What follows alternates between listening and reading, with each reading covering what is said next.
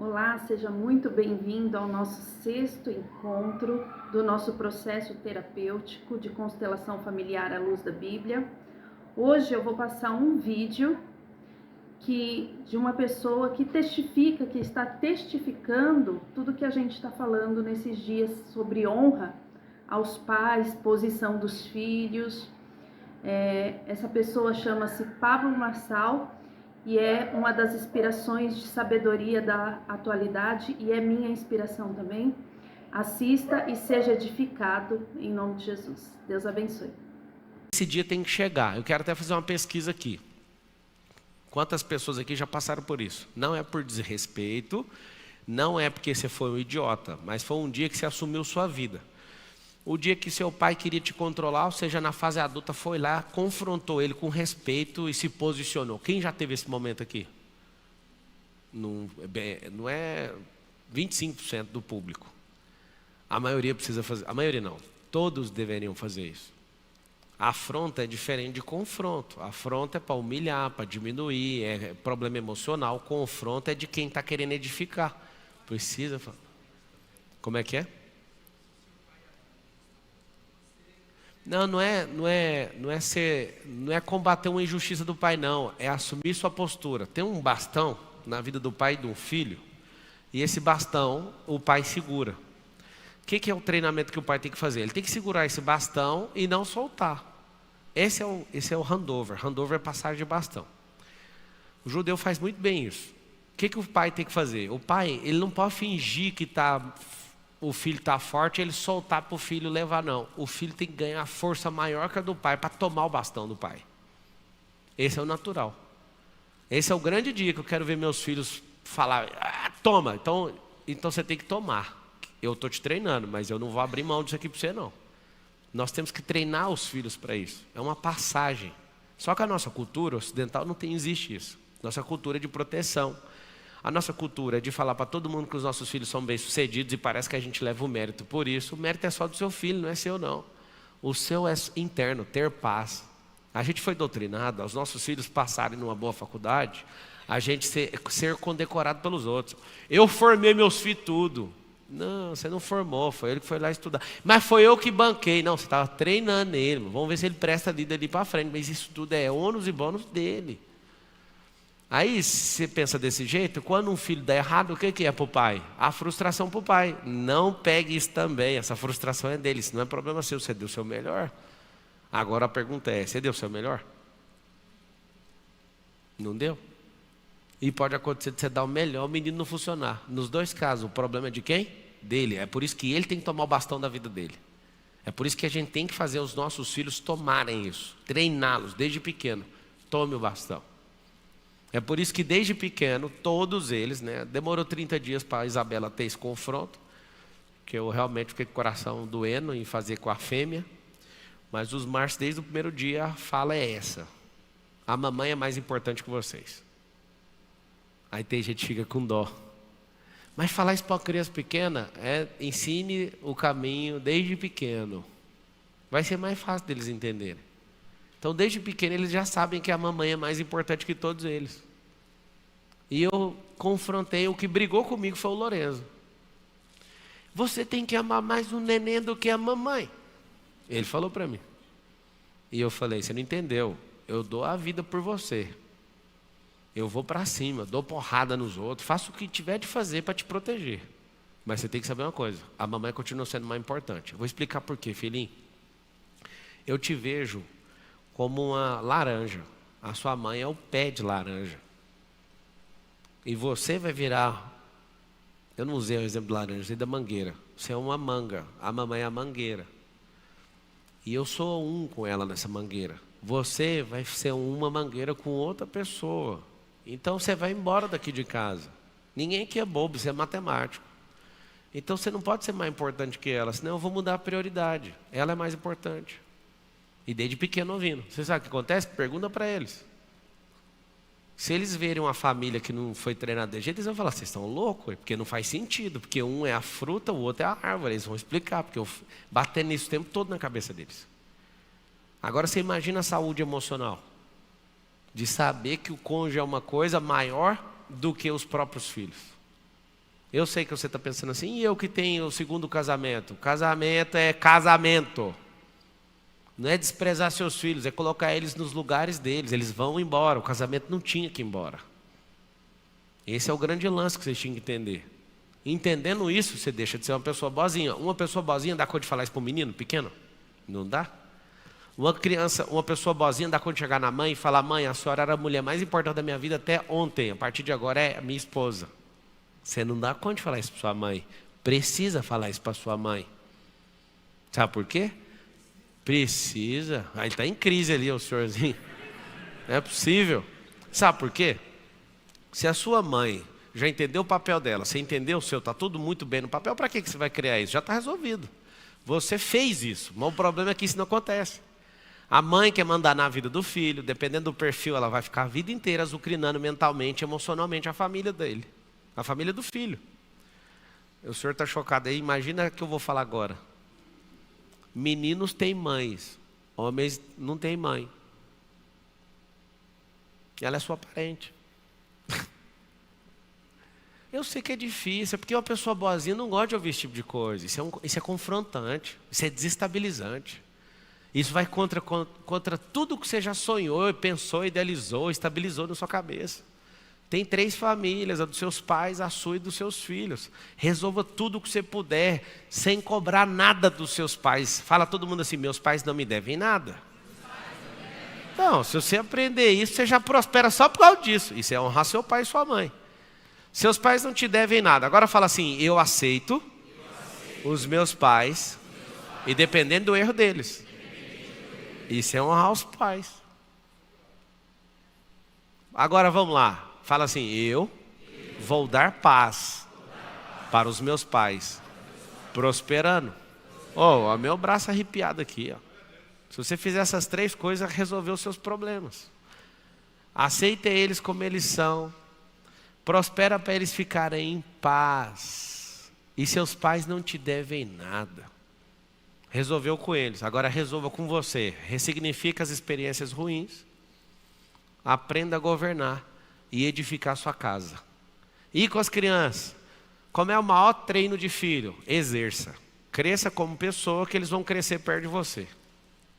Segundo, dê instrução para eles. A maioria não vai pegar, mas pelo menos você vai dar.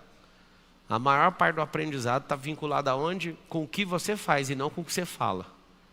A pior coisa que existe no ensino é você querer falar para o seu filho fazer uma coisa e ele detectar que você não faz. Isso é uma fraude na cabeça dele. Por isso é melhor você ensinar e ser mais ralé como pai, coisas que você faz, do que você querer que seu filho seja diferente de você. Isso vai ser uma grande merda que você vai arrumar.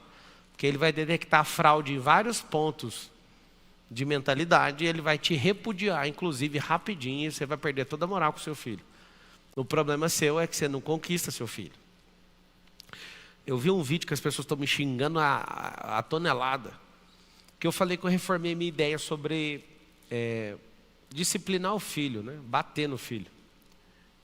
De longe, eu nunca serei marxista, essas idiotices aí, comunista, então para de me encher o saco. Eu um dia, usando a lógica natural e conhecendo teologia como eu conheço, eu fui detectar uma coisa que não faz o mínimo sentido. Vara aponta para disciplina, não para agressão, a vara bíblica. Vara é para disciplina e direção, e não para agressão. E aí, eu acho bonito que o senso popular é uma grande desgraça. Vou te explicar por quê. Porque os comentários das pessoas que estão me arrebentando no vídeo, está escrito assim: eu apanhei e dei certo. Quem falou que você deu certo? A primeira coisa que eu tenho para falar é isso. Segundo, o outro fala: eu não apanhei e dei certo. E aí eles usam o senso popular para definir o que é certo e o que é errado. Eles não usam a lógica. Você pegar a sua forma, se você deu certo ou não deu certo, eu conheço gente que apanhou e gente que não apanhou e as duas deu certo. Ou seja, não é o apanhar. Não faz sentido.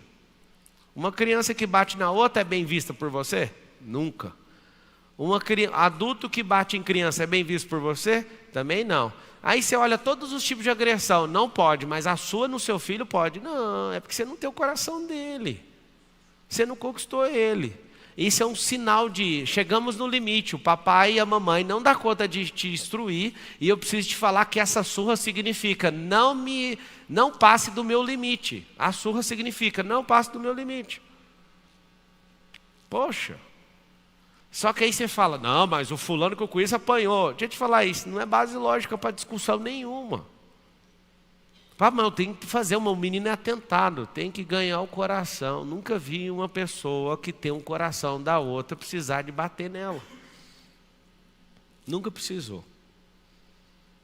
O foco então é que você quer corrigir a pessoa, você não quer dar instrução para ela, você não quer crescer como pessoa, porque se você crescer, você vai parar com essa agressão. E um monte de gente fica com raiva. O que a pessoa fala? Não, eu apanhei, ó, eu aqui. Ninguém nem sabe o que você fez até hoje na terra, filho. Para de defender uma coisa que não faz sentido. Use a lógica. Uma pessoa quando deixa de ser boazinha, nem a coisa mais tradicional que ela acredita, ela vai querer defender. Ela vai usar a lógica. Não faz sentido.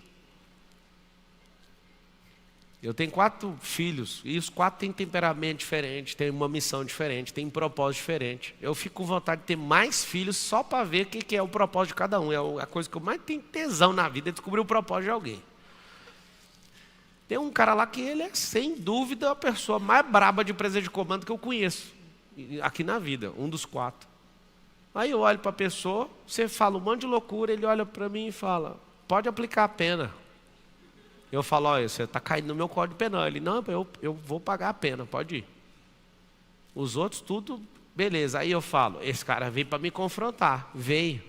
Esse tipo de comportamento dele fala que eu sou limitado como pessoa e que eu preciso melhorar como pai. E não que ele é o filho do Lúcifer, porque às vezes eu pensei, esse menino é filho do Lúcifer. Ele entrou para destruir essa família. Ele não faz o que eu quero. Ué. Aí o que acontece? Bate o seu limite, a surra é... Se vocês acreditarem em alguma coisa que eu falo, escreve assim, ó, a surra é o meu limite em relação ao meu filho. Então toda vez que eu for bater numa criança, pode ser sua criança. E você está dando um recado para o mundo e para a criança e para você. Chegou o seu limite, você não sabe o que fazer mais. Isso significa bater na criança. Pronto. Alguém escreveu ali, me adota, vá cuidar de sua vida, senhor. Eu já caí nessa besteira de adotar os outros, depois eu não chamava as pessoas. Você é um pai horrível. E o pai que nunca deu nada, não está te devendo do mesmo jeito. Você cresceu, sabe andar, escrever, falar, segue daí onde você parou. Como ter presença de comando? Tem que treinar, dona Marisa. Presença de comando, a pessoa tem que ter resultado, a energia dela, o olhar dela, a postura dela, o posicionamento dela, é uma junção de todas essas coisas. Olha lá, alguém aprendeu, a surra é meu limite para o meu filho. Então se você fala, vai apanhar, significa, eu sou fraco emocionalmente, eu preciso te entregar um limite para você não passar ele. Rapaz, eu lembro de uma surra que eu levei, e é exatamente isso que aconteceu. Eu não vou contar quem deu, mas quem me acompanha já imagina quem é. Eu apanhei de pau. Mas o que aconteceu? Foi maldade da pessoa que me bateu? Não, a pessoa chegou no limite dela, ela estava entregando o limite dela. Falou, daqui você não passa. Rapaz, subi na casa, nada parava a fúria da pessoa. E eu falava, não, eu não vou descer daqui não, eu espero. E aí, na hora que eu desci, eu levei paulada para todo lado. Mas também o que eu fiz? O menininho estava passando, eu era criancinha também, peguei umas geleias, o cara deixou a geleia cair, eu peguei bosta de cachorro, juntei as geleias, coloquei na embalagem de novo. Aí entreguei para o menino foi rodando para a casa dele, a sacola arrebentou, as geleias coroam a parede. Aí você fala, mas você apanhou só por causa disso? Não, que a mãe do menino chegou lá na porta de casa gritando com alguém lá em casa, falando assim, vocês são crente, né? Crente é que faz essas coisas com os outros. Quando eu ouvi crente, eu falei, você não precisava falar essa palavra, que eu vou morrer agora. Se falar, essa bosta pegou, aí cada um com seus problemas. Mas ela falou isso para essa pessoa. Alguém ficou muito furioso. Por quê? Porque chegou no limite. Vocês não vão sair dessa palestra tentando ser pessoas más. Isso não é da sua índole, isso não é do cristão. O cristão realmente é uma pessoa boa. Boazinha, né? Não. O Pedro entendeu errado a palestra. Pedro saiu dessa palestra e arrancou a orelha do Malco com a espada. E Jesus falou, ó, se você fizer isso aqui vai acontecer com você. Não faça esse tipo de coisa. Engraçado é que o cara que quis ser mal foi o cara que negou Jesus. Ele não entendeu o que era ser uma pessoa nobre. Ele não entendeu o que era ser uma pessoa boa. O segredo é ser uma pessoa boa.